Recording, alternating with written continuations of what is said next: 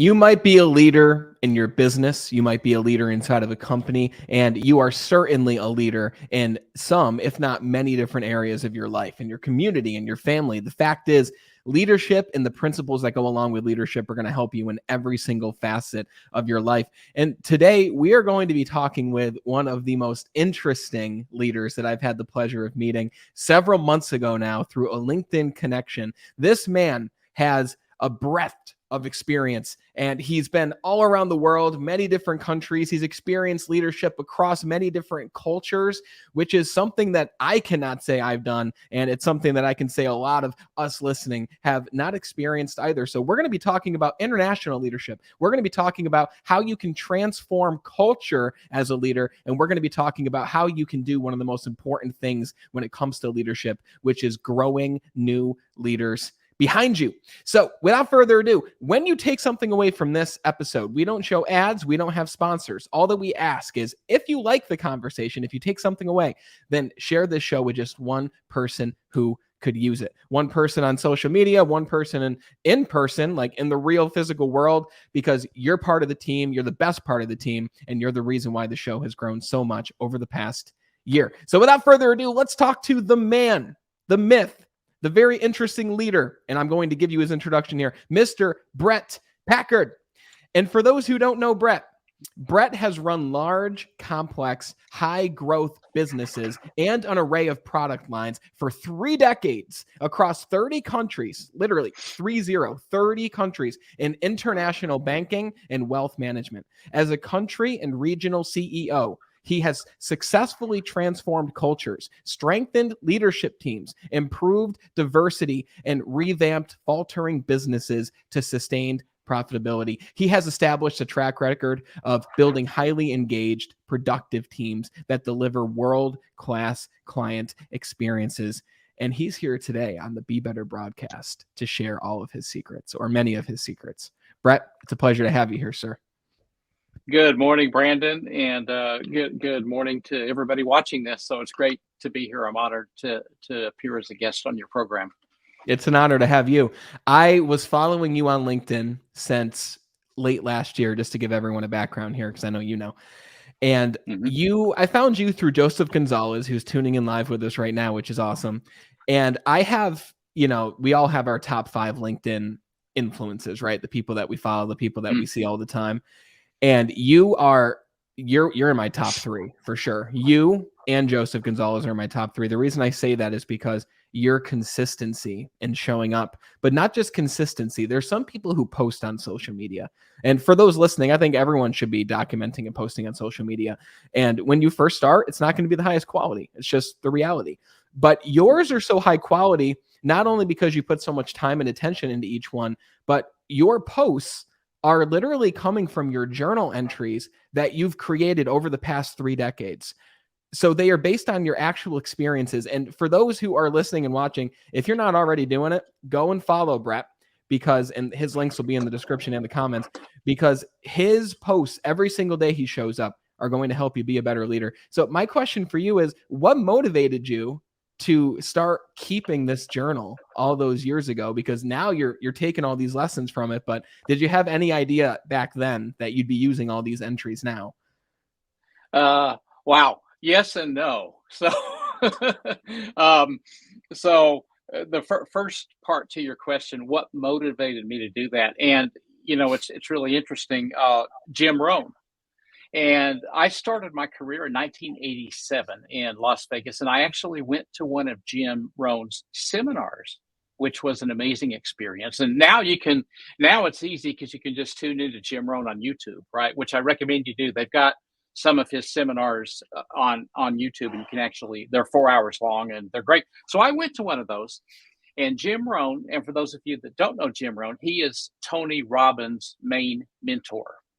So I think for those in the younger generations, you all would know who Tony Robbins is. So his mentor is Jim Rohn, right? So I'm more of a dinosaur. So I'm more from, kind of that era. But back in 1988, Brandon, I went there. And one of the things that Jim Rohn says and writes about in all of his books is basically, don't treat your brain like a filing cabinet. Write it down. Keep a journal, right? Because someday that will be an incredible library. Now, so from that day forward, I did that. And it is something just that simple. It's kind of like the Forrest Gump movie. Okay, well, you said do that. I just ran. So I just wrote. And so what that meant to me was actually, if I can capture my journey, and I wasn't thinking 30 years ahead, I Hmm. wouldn't be truthful if I said that, but if I could just capture some key concepts, write them down like Jim said, just basic, and just be disciplined about it and consistent with it, then I don't know how I'd use it someday. So the no part to your question is that I didn't know that I'd be doing this in a digital. I mean, we didn't even have the internet back then. Hmm. We were lucky to have access to a computer, even at work. And I was a banker, right? So of course we had a computer, but it was all for handling money. It wasn't for doing what you and I are doing right now in terms of sharing that. But anyway, as my journey, as I matured and went along my journey, I captured key concepts. Like this morning, I pulled one out. It's 89 books, handwritten. And basically, this morning I wrote one from 1991, Berkeley, California. Hmm. I was branch manager, and my mentor, even to this day, his name is Herb Myers. He said something to all the branch managers in the room, and what he basically said was that he was talking about teamwork, and that everybody, every human being, wants to feel important, and they want to contribute to something. Now, what Hmm. that is, there's a lot of variables in what that is. So obviously, but his message was, as a leader, we can influence that by understanding the fact that everybody wants to feel important. So that's today's lesson from 1991. That concept applies today in 2022 as much as it did 31 years ago. Mm. Um, back on that day. So that's kind of a long answer to your question, but that's pretty much it came from Jim Rohn is a short answer. And no, I didn't know that I'd be doing this with Brandon Eastman on something called a computer 31 years ago, or longer than that, actually, 30 plus Yeah. years ago. Yeah, Streaming, I mean, having a yeah, conversation from many states away, like, and I'm sure yeah. technology was revolutionary in the way that you communicated even with your teams while you were traveling internationally and so on and so forth. I mean, I got so many things I wanted to ask you in terms of, even, what motivated you to go to the Jim Rohn seminar, but I'd like to riff off of what you just said about everyone wants to feel important, right? And I read a book by, who was it? I believe it was Dale Carnegie, How to Win Friends and Influence People. And Mhm. that was the first personal development book that I read. And it was when I first became a leader in the company that I work with. And the book blew me away because these principles weren't things that we were really taught in school. We were never taught how to be an effective leader. And I didn't even discover personal development until I had become a leader. I didn't understand the concept of make people feel important, use people's names, right? Let other people feel heard, seek to understand before you seek to be understood. This concept of making people feel important, it sounds simple, but I'm sure that you found based on your travels and experiences that it's not Mhm. always that way. And a lot of people lack in the area of that. What are some ways in your years of experience, what are some ways in which you still go out of your way in order to make people feel important when you are leading teams or even just working and talking with people? Yeah, I think it's a great point. The short answer to your question is I involve them. Okay, so it's that simple, and we can go as deep or wide as you want on this subject. How I reached that conclusion, it took me 19 years to reach that conclusion, by the way. So we can, so for from the point that I just described of starting to capture those at the beginning of my career, essentially 1987 to I don't know, not whatever 19 years was later when I switched companies and went to Europe for the first time. I There was a lot of lessons just in that transition. And so, but to answer your question specifically, involve people. If you're designing something new, involve them. Why? If you're anticipating a crisis coming up, we're in the pandemic crisis. I've been through three other crises: the Asian financial crisis, 1998. That's why I was sent to Singapore. One of the reasons I was sent to Singapore, 9/11 in early 2001. We all went through that, but that was a crisis, obviously, in many forms, and especially financial services, because for a while people needed to access their money and could not do that. And the other crisis was the global financial crisis in 2008. And when you're responsible and accountable for people and taking care of a village, you're the caretaker. Brandon, what you have to do is you need that tight engagement, and that engagement is not from an HR survey. That might be one way to measure it, but that's not what I'm talking about. What I'm talking about is real engagement and people. If you think about a flourishing village, and people have to eat, okay, families have to eat, and as a leader, your team needs to eat. Okay, so it's important to involve people that have skin in the game in the design of a flourishing village, a banking business, a manufacturing business. It doesn't matter what it is. Involve them, because if they can be involved in the daily operations of whatever you're doing, then they're much more likely to have equity and skin in the game, and they're going to be with you, and you're going to be aligned and function as a team. Just look at sports teams. That's actually how sports teams do it. The preparation that goes into Sunday sporting event, okay, is 6 days prior to that, right? It's not on the actual day. So the preparation, the engagement is really important. Yeah, engage people, involve people, make them feel part of the bigger mission, right? I think mission's a big part of that too, having the vision. Otherwise, people are like, well, what are we even working towards? The individual missions, the individual motivations behind people. I mean, we could dive into so many different areas. What I'm more curious about is when you went to Europe 19 years into your career. So you're in the midst of your career at this point, and you're in the US. I'm assuming, were you in Vegas most of this time when you were in the US for the first 19 years? No, essentially I'd spent the first 12 years in the US, and I haven't worked in the US since 1998. So a lot of people are surprised to hear that. So most of my career is abroad, and with a bit of a foundation in the U.S. And obviously, I was born and raised here, educated here as well. Went to college with Dennis Rodman, Southeast Oklahoma State. Lived right below him, but anyway, that's but 12 years after that, I was overseas, mainly in Asia. But anyway, to answer your question.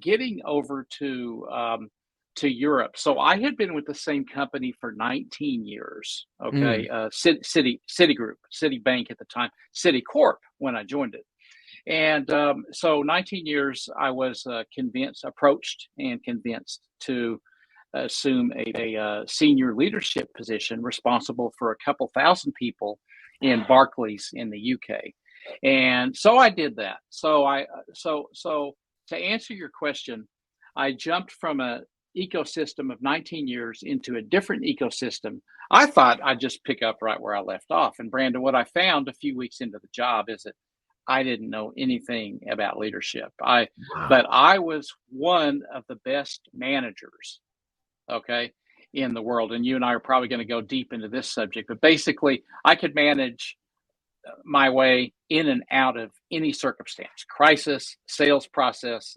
compliance, legal. I have a lot of experience with attorneys, lawyers. I've closed a private bank before in a country in Japan.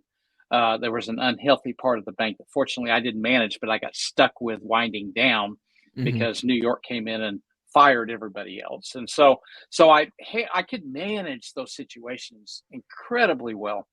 But when it came to leading, I get over in the UK, get these 2,000 people, the same things I had done for 19 years, Brandon, there was no response. So there wasn't really a boycott or anything. It was just like, it didn't work. It was kind of like when you're numb and something happens, you don't feel the pain. But when that pain medication wears off, you really feel it. And I was feeling this pain of no response, the same things I was doing. So you and I could talk all day long to people about a sales process. There's, it's planning, tracking, coaching, tools, performance management, recognition. I know sales process, and I can build world-class teams, but it wasn't working. So Fortunately, I had a great leader, Mike Amato, one of my other mentors, and he hired me. So he had a vested interest in my success. And Mm-hmm. he took me to dinner and basically said, Bret, I hate to tell you this, but you need some leadership. And we started talking about the differences between leadership and management. To make a long Mm-hmm. story short, we can move on to the next point, is that it's having a vision leadership. Okay. I didn't know how to do that. That was done for the company that I previously worked for me. But in Barclay, in City, it was done. In Barclays, it wasn't done. So I needed to be part of setting that vision for those 2,000 people. That's one reason why they weren't responding. Another difference is culture. I was great at strategy at City. That was great, but that same strategy, it didn't work because people are looking for a culture. And how do you enable a strategy? That's what leadership is, right?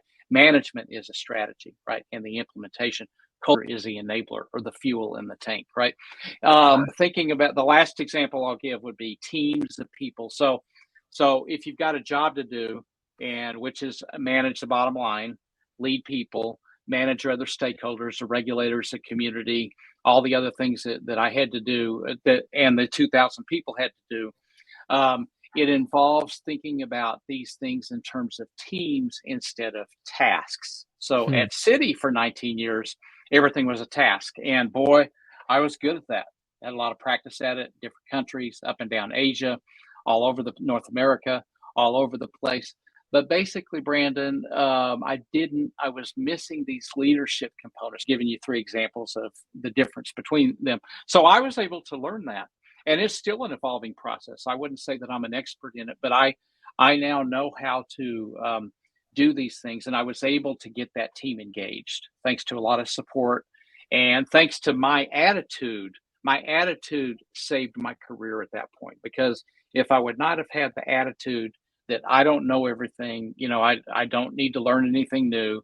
If I would have had that attitude, I probably would have been fired for performance, Yeah. right? But it actually turned out to be the opposite of that. And so, just to conclude, 19 years, picking up a lot of incredible managerial skills. Once I learned what you and I are talking about now, I was able to sail the final 10 years to financial independence and retire from corporate life. And so that's basically the story, because leadership, and you and I are talking about real leadership in the real world, on an international global stage, is incredibly valued by the marketplace. So, and it's not just financial, but it is financial compensation. I'm not going to be crazy about it, but it is. But it's also compensation in so many other areas of legacy. I had a woman from every day I have a woman and a couple of people that were cashiers that worked for me in Zambia, Africa. They write to me and say, "Good morning, Bret. I'm wishing you a great day." And then they do the same thing before they go to bed at night. Wow. And I haven't been in Zambia for 10 years. Haven't been there for 10 years. That's an example of, now, is that a big deal for legacy? Some people might say, well, that's no big deal, right? These are just a couple people. It's not a couple people, right? I'm just giving a couple of examples. So this, to me, is compensation, right? And the fact that I made such an impact on these people's lives when they were a cashier. I was the MD or CEO at the time. And basically, we transformed the business. And these people remember and take the time every day to send me a little well-wish message. Yes. And that's really what it's all about, Brandon.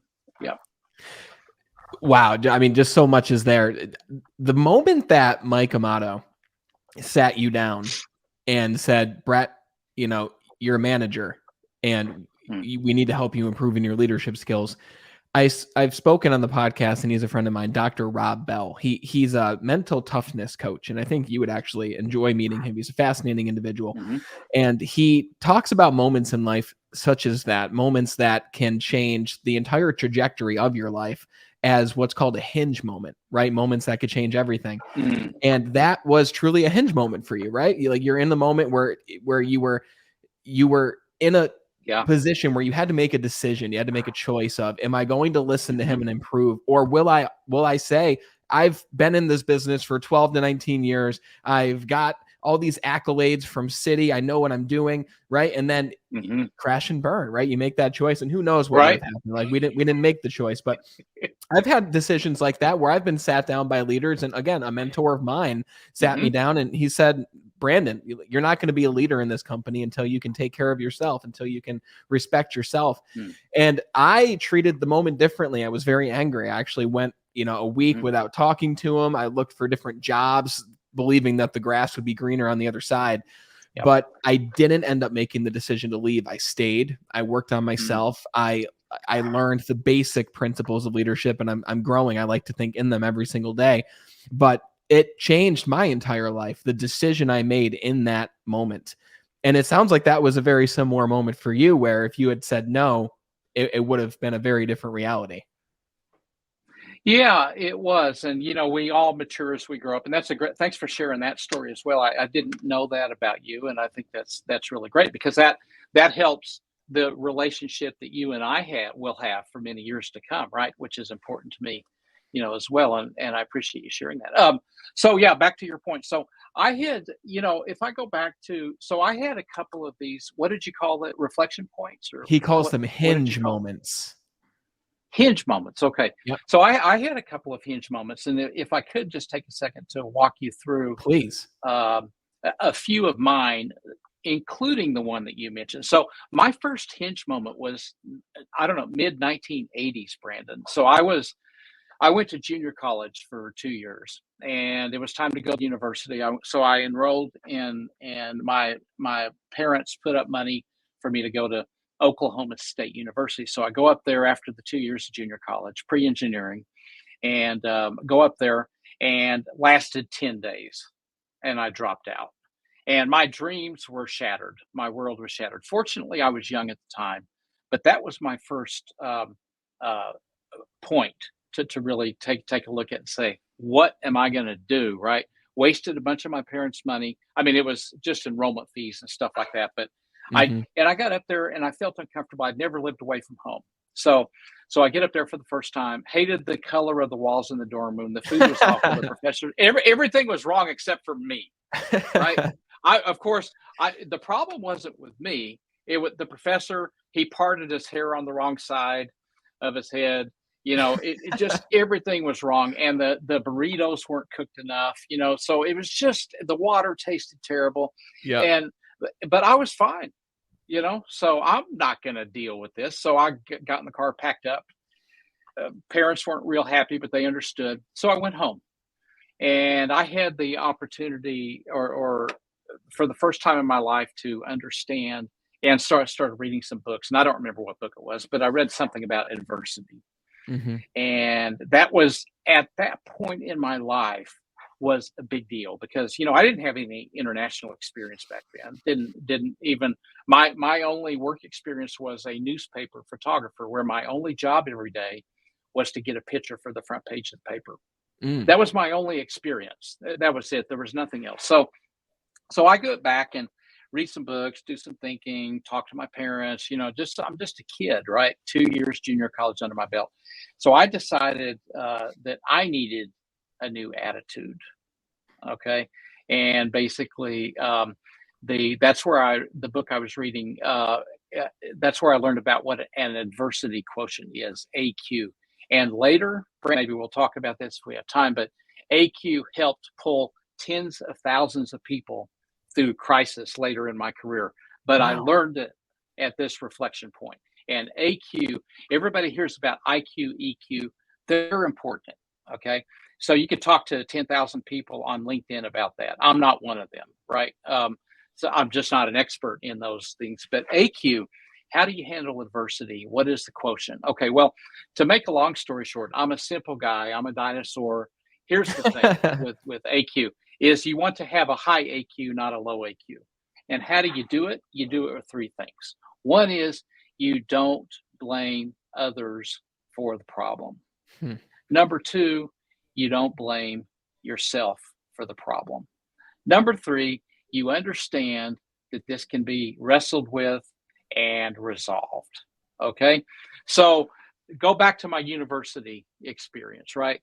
the paint on the walls in the dorm room was wrong, and I was blaming the world for the problem, right? Mm. Instead of understanding that I can actually get through this, even though I'm living outside my home that I grew up in for the first time in my life. So basically, I got my act together, and then I re-enrolled at Southeast Oklahoma State University and got 4.0 GPA from that point onward.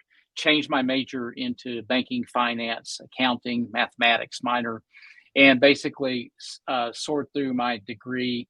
And my next point was got my degree, Bachelor of Science, and all those things. Went to apply at the time in Dallas, Texas. 24 banks, 24 declines. I remember hanging the letters up on the wall at home. But you know what? I didn't blame anybody. I didn't blame myself. I kept going. And my dad gave me some great advice. Mom and dad, Bret, all it takes is one. So, at about the 18th one, I kept telling myself all it takes is one. And guess what? One night at dinner, my mom, my dad, myself, we flipped a coin. Heads was going to be New York, where you live. Tails was going to be the West Coast, because I had to change game up, because Dallas, Texas, back in 1987, the price of oil had gone south, and that was before Texas had diversified its economy. So goes oil, so goes Texas.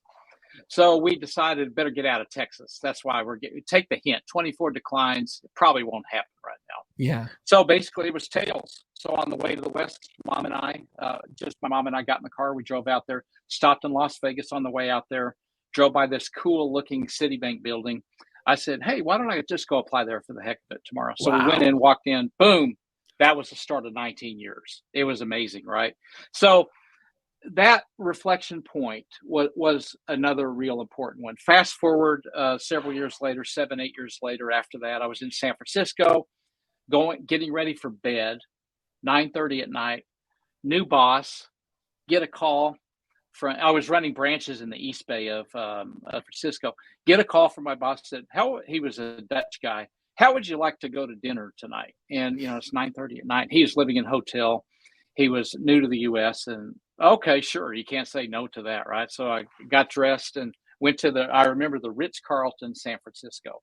Went there, had basically dinner with him. And he said, Bret, you've been an area director for 3 years. Do you want to retire as an area director? And, I never thought about that. This was another reflection point, as you say, right? So it was like, wow, maybe why? It was a great job, right? In charge of 25 branches in the East Bay of San Francisco, learning a lot, doing a lot. Wasn't perfect, but hey, why not? Oh, well, but maybe you should learn. If you ever want to be a general manager, you need to do something. So next thing I knew, I agreed to it. So I had an open mind going back to those university days of adversity, right? It's like, okay, I understand that if I do something out of my comfort zone, I know now I can handle it. I'm not going to blame others. I'm not going to blame myself, and I'm going to deal with it. So I agreed. I was on a plane to Brussels to learn about this new role that he was creating. I don't know, within a month or something like that. Came back, implemented the same thing for the state of California. That came in. Another leadership change. He goes off to Asia, and a new leader comes in. There's a reorganization. My job is impacted. I'm fired. Not fired. I'm redundant. My role was redundant. But I get a call right away from the guy in Singapore. Said, I want you to come out here, and we need to build a process because of the Asian financial crisis. Came, boom, launched the new thing as well. So that was those two reflection points. So back to your question. I'm taking a long time to answer this, but I want to understand. I want people to know that this is a journey, and things don't happen like that. It's what you take with those learnings and compound that to get better. And this is the kind of attitude and approach that takes to becoming financially independent at 52, which is what I was able to do. So the point, Brandon, back to your point, that dinner conversation with Mike Amato. So when he had the conversation with me, I was like, hey, let's do it. Please teach me how to be a leader. And you know what? That man did it. And his boss, the CEO at the time, Deanne Oppenheimer, they did it. And I learned I had the right attitude to know and admit that I didn't know it, but they saw the strength that I could deliver on the management side, right?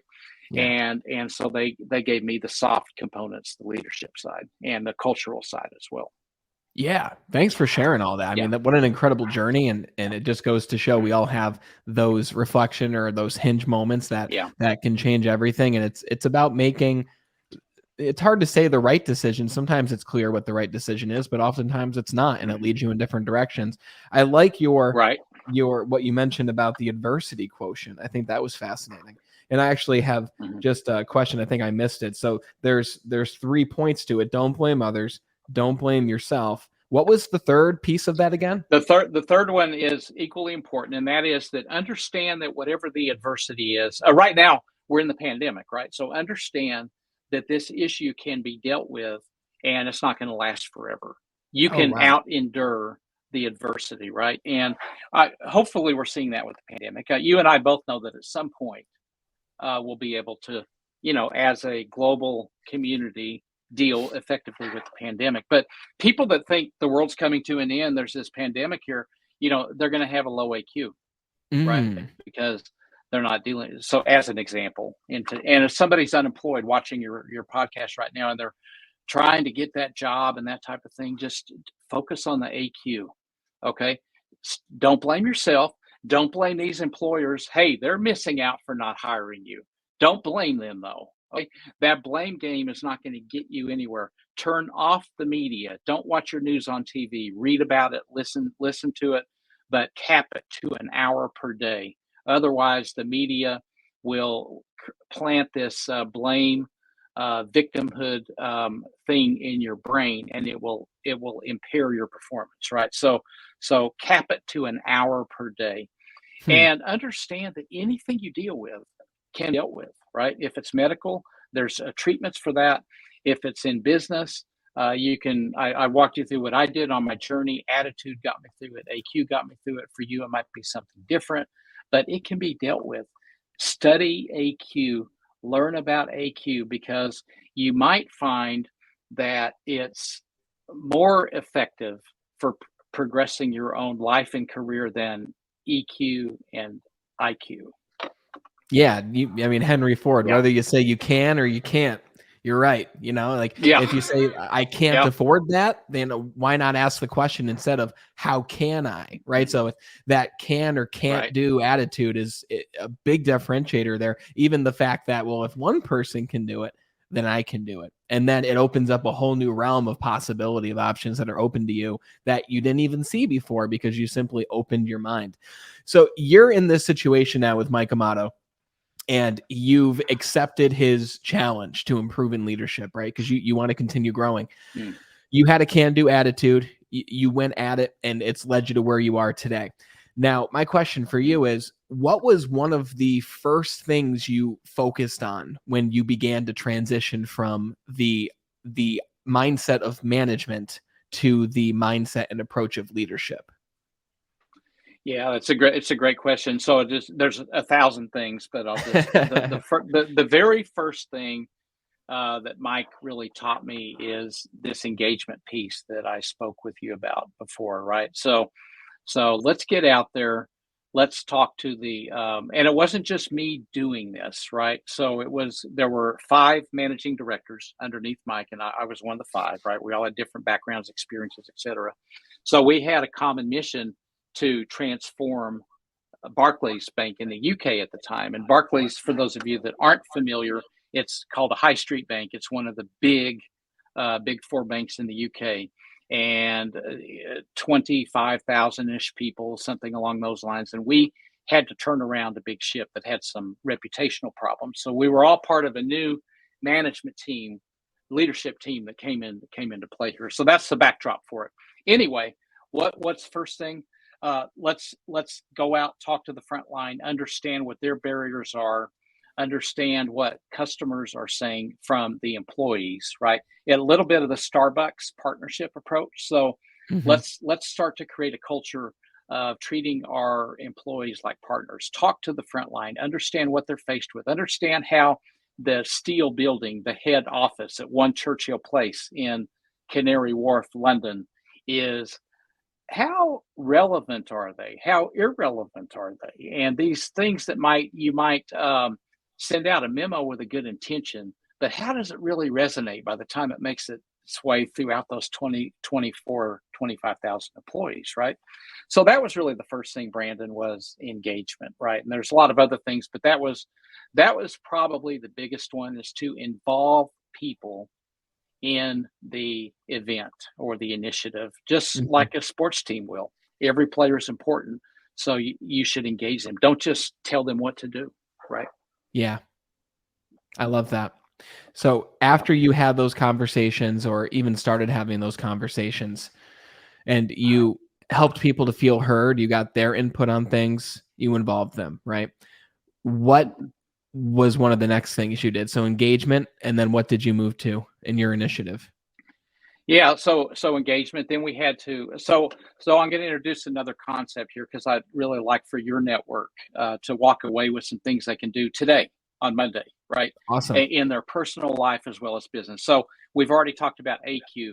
That AQ concept might save somebody a decade with whatever they're doing now. If they should replay this video, capture the points, and apply it to whatever's getting in their way. And that AQ might just save them a decade.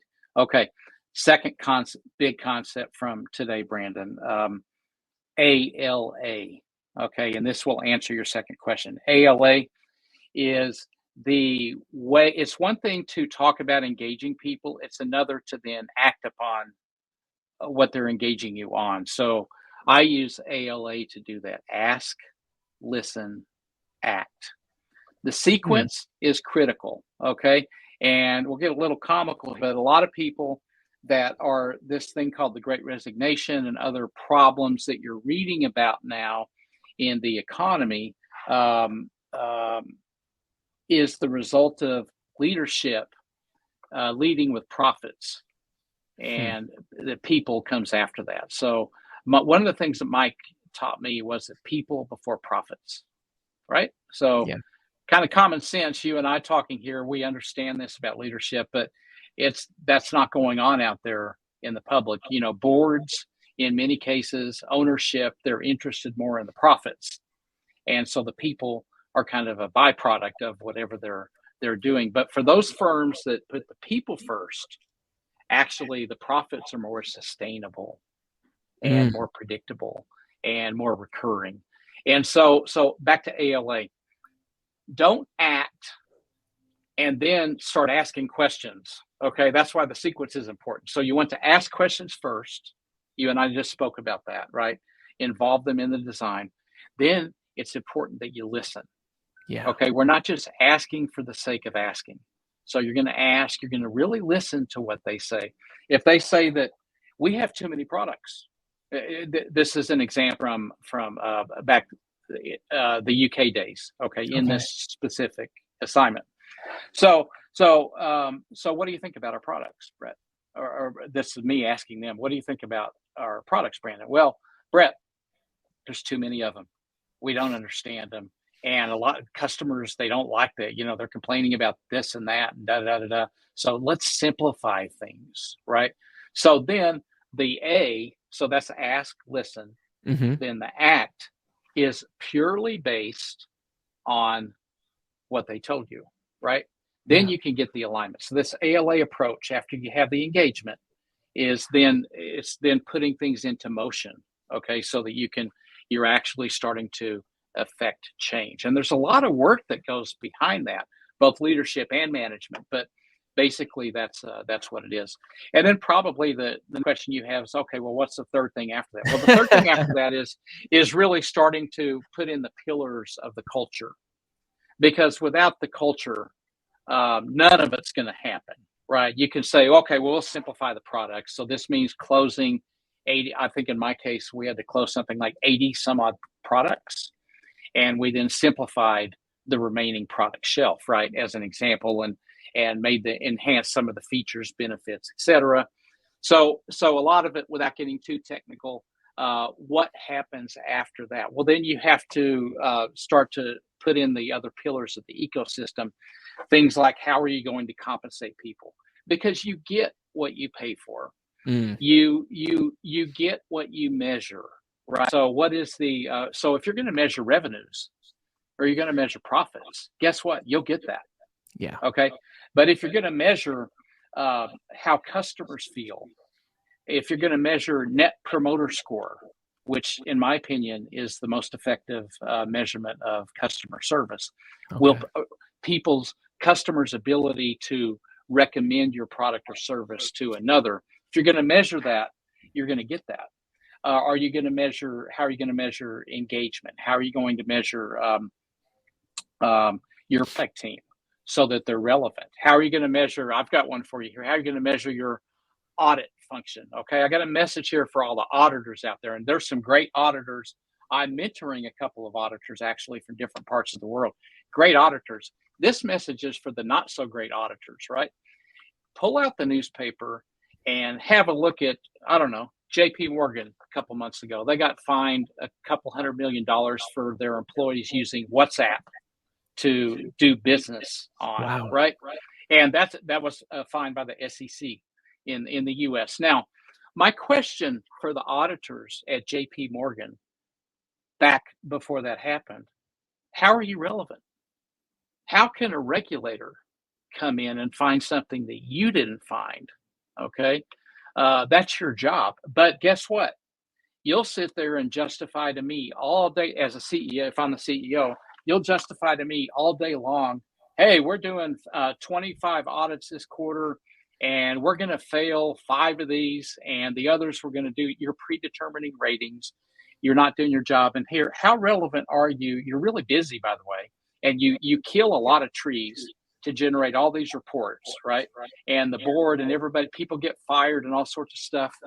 And you didn't catch the fact that employees are using WhatsApp, but you had to have a regulator come in, and the New York Times and Bloomberg had to tell the whole world what an incompetent group of people you are. Wow. Now that's an example. That's a current example. I didn't. Now that there might be more to the story, but I'm just reacting to what I read in the media, right? Yes. So a relevant audit organization, how relevant are you to really what's going on, right? So that's just an example on relevancy and building the pillars of a sustainable culture so that you can actually thrive into the future. And that's what great relevant leaders do as they build culture. I liken it to a smartphone, Brandon, just to think here. This smartphone is really not a phone, right? It's a computer that makes a phone call. Okay. and it's got two things to it. Okay. It's a beautiful piece of hardware. We all know how we feel when we get that box in the mail, right? Oh, here it comes, right? And we pull it out, and guess what? The first thing we do, what do? You turn it on, right? Yeah. And you want to use it. Well, if this beautiful piece of hardware doesn't have a SIM card in it and doesn't have a chip in it, it can look beautiful all day long, but guess what's going to happen? It's not going to work, right? Yeah. So the software, Brandon, is the culture. Wow. The hardware is the leadership and management. You need both of those to make it work, right? You actually need all three, right? And so when we talk about building an ecosystem or culture, think of the chip and the software and the programming that goes into that smartphone, right? And because if you don't have it all, you have nothing. If you only have leadership, by the way, and you don't have what Bret Packard had at the time, the management, you're trying to make phone calls with a chip and there's no phone, so it's not going to work either. So you've got to have it all in order to build a world-class organization. And the future generations of the workforce, the millennials and Gen Z, okay, it's going to be very important for leaders in Gen X. I'm a Gen X, right? It's going to be very important for leaders to understand these generations and what motivates them, because you've got to make the hardware and the software work. Otherwise, you're irrelevant. Yes. And that's what's happening now with the Great Resignations. You have a bunch of irrelevance going on out there because, you got people trying to make a phone call with no phone. Yeah. It doesn't work, right? Or they've got a phone and there's it won't turn on. So they better wise up, or this and the Gen X and Gen Z workforces, which is the future. These are very different populations. Some people think they're all the same, but Mm, they couldn't be more different, right? And yeah. so leaders need to, Brett's talking about all this stuff from the 1970s, 80s, but even today, these same concepts I'm talking about um, are necessary to have the versatility to manage these future workforces. Yeah. Brad, I could Yeah. talk to you forever.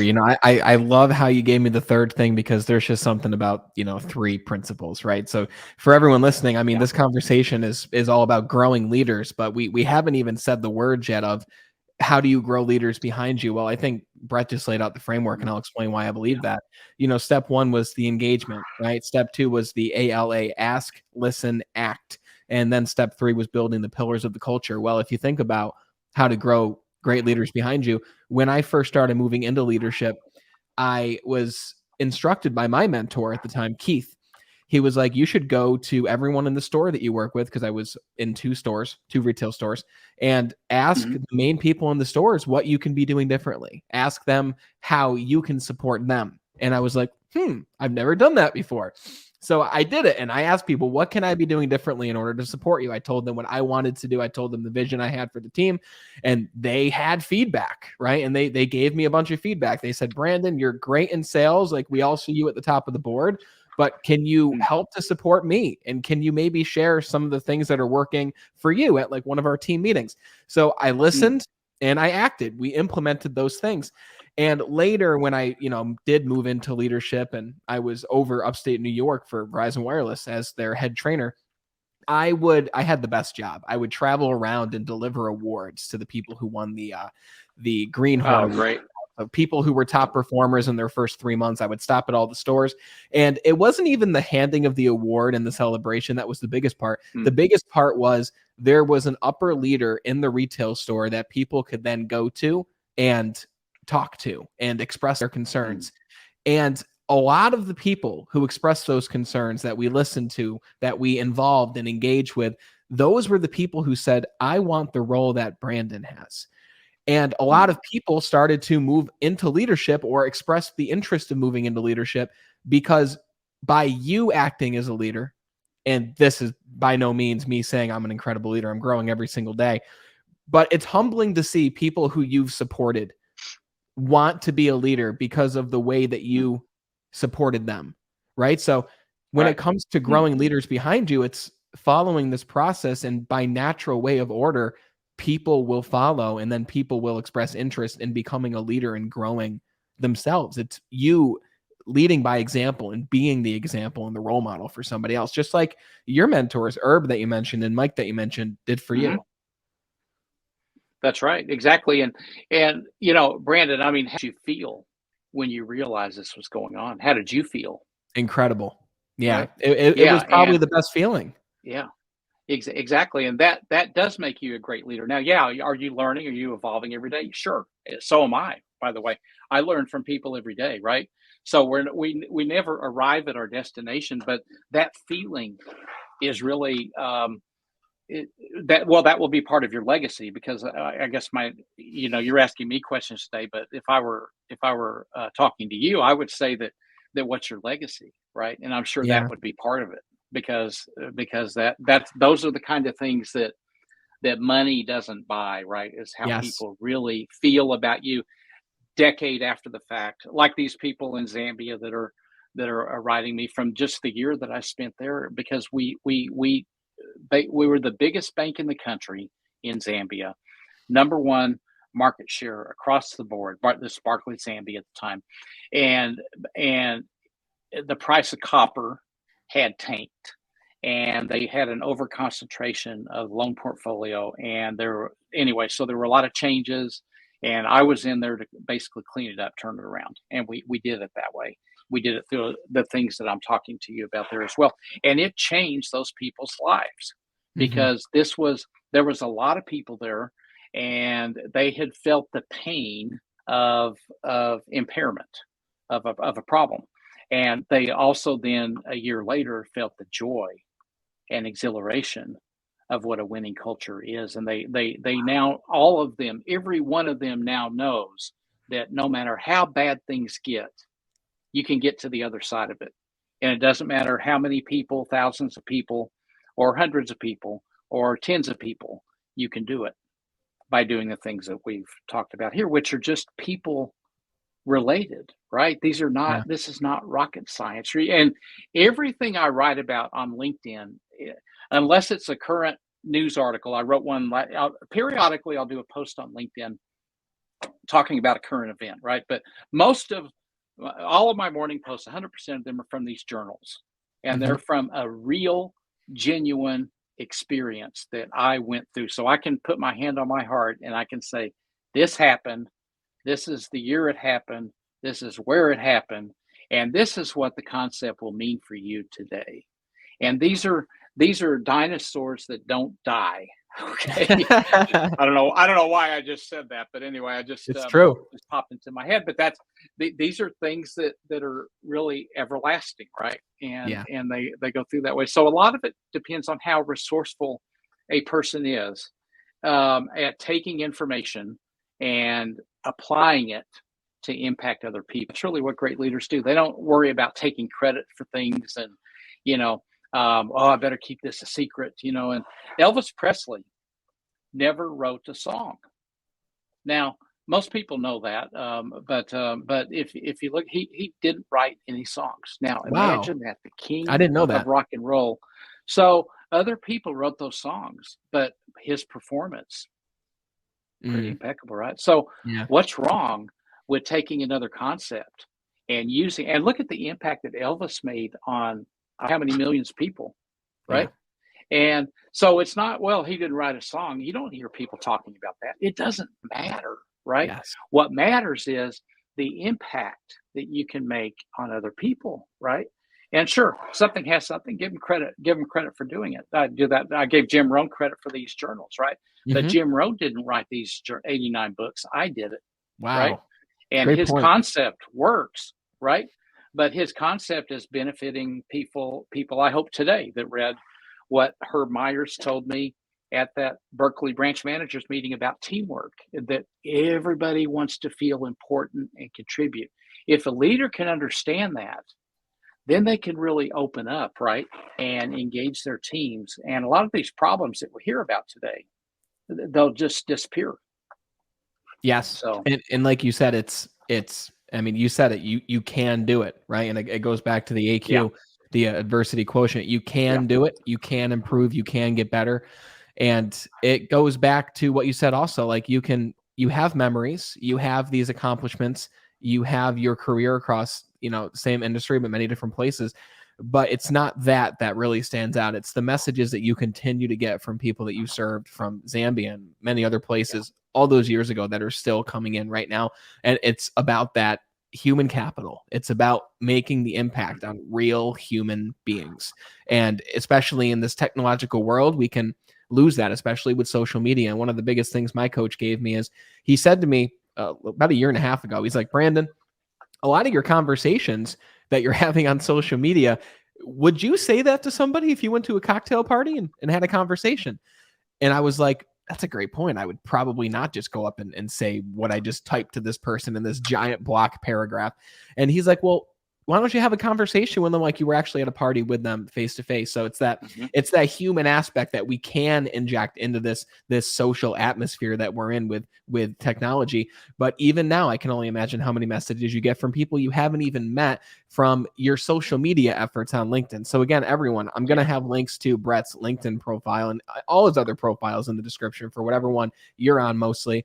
But with this initiative now at this chapter in your life, Brett, I know we've talked about this on the first time we talked, but for those listening, like, what is your mission now with all of your efforts on social media? What are you looking to accomplish at this chapter? Yeah, the main mission of the Packard Network, and mainly through thrust on LinkedIn. You'll see me in the other channels, but the prominent dialogue is on LinkedIn.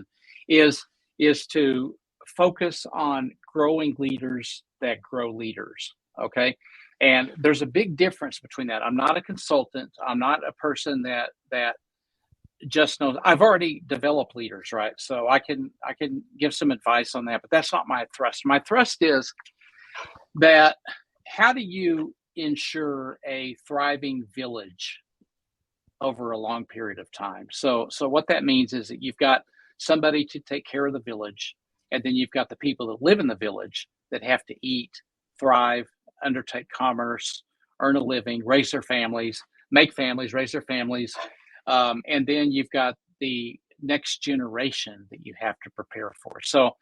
So to give a simple analogy, stick to the village concept here, Brandon. That the if we need to eat today, all the people of the village, then the leader is a teacher, and the leader should supply the fishing pole, the bait, and take the fisherwomen to the lake and to teach them how to fish. Okay. Don't be a manager, go down there and have the attitude that if I don't do this job, it won't get done, right? Mhm. Don't go catch fish and feed your people. That's a huge mistake that leaders make in today's business world, right? And also in life.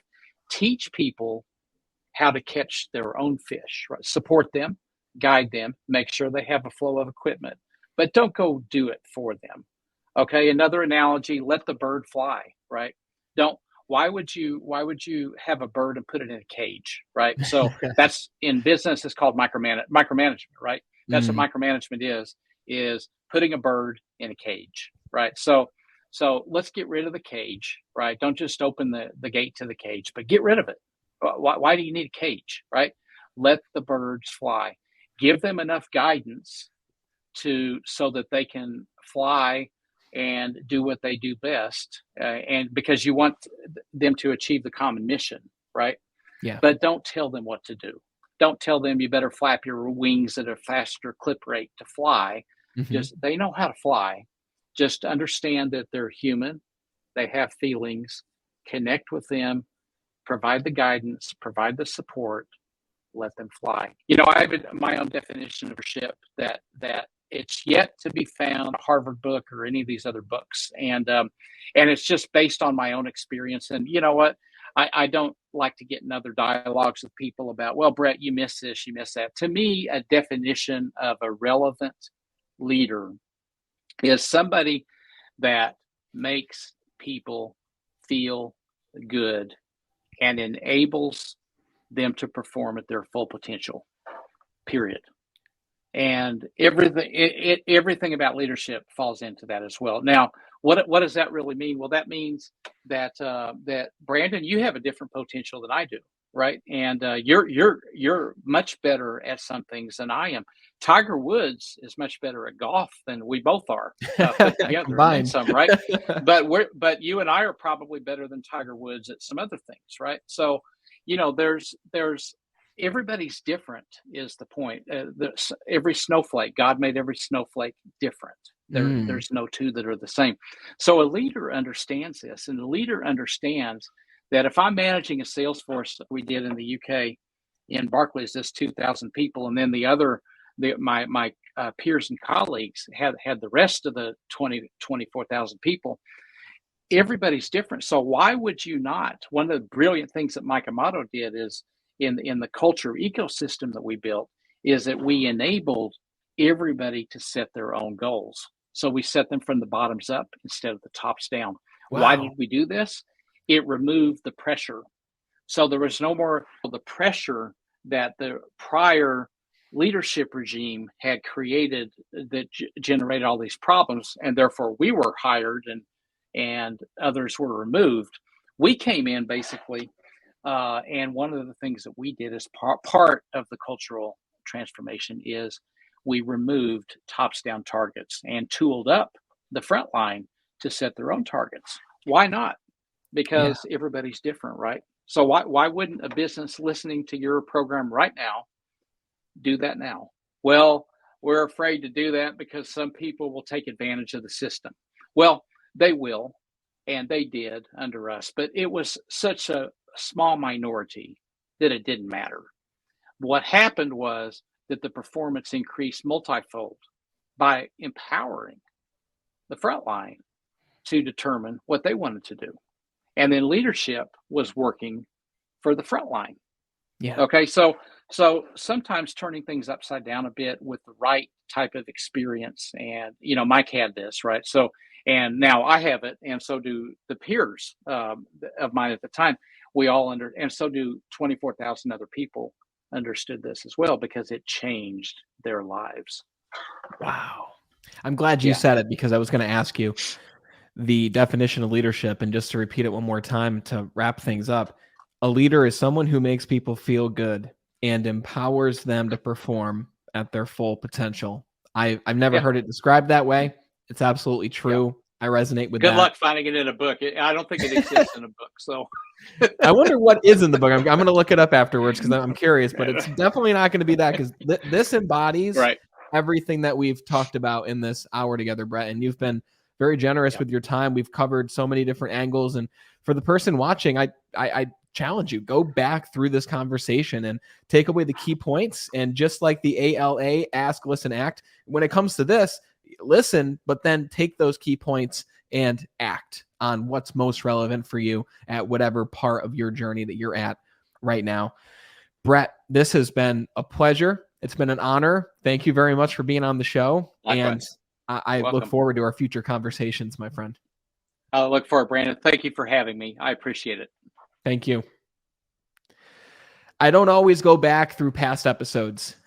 This is one of maybe 3 or 4 out of the over 100 that we've done that I will go back to, because, again, like I just mentioned, I'm going to listen and act on many of the gems that Bret brought up in this conversation. We talked about everything from his personal journey of leadership, where I believe I'm going to take the most out of. We take so much more out of stories than just steps and facts, but he gave us some frameworks that we can apply right now in an organization, or even in our family, right? With our spouse, with the people who are closest to us, with our children, right? That whole engagement, and then ALA, and then the pillars of culture, that is just as relevant inside the family model as it is the business model. So I hope you took something away from this conversation. If you did, share it with someone else. Let them take something away, so that we can continue to make a ripple and spread these principles to other people who could use them as well.